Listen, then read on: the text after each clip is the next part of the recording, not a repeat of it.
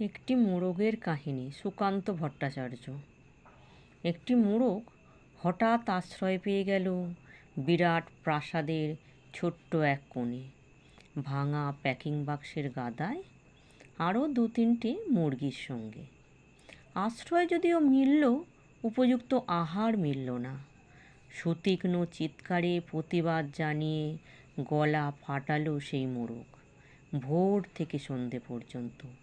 তবুও সহানুভূতি জানালো না সেই বিরাট শক্ত ইমারত। তারপর তার শুরু হলো আস্তাপুরে আনাগোনা। আশ্চর্য, সেখানে প্রতিদিন মিলতে লাগলো ফেলে দেওয়া ভাত রুটির চমৎকার প্রচুর খাবার। তারপর এক সময় আস্তাকুড়েও এলো অংশীদার, ময়লা ছেঁড়া ন্যাকড়া পড়া 2-3টে মানুষ। কাজেই দুর্বলতর মোরগের খাবার গেল বন্ধ হয়ে। খাবার খাবার খানিকটা খাবার। অসহায় মোরগ খাবারের সন্ধানে বারবার চেষ্টা করলো প্রাসাদে ঢুকতে। প্রত্যেকবারই তাড়া খেলো প্রচণ্ড। ছোট্ট মোরগ ঘাড় উঁচু করে স্বপ্ন দেখে প্রাসাদের ভিতর রাশি রাশি খাবার।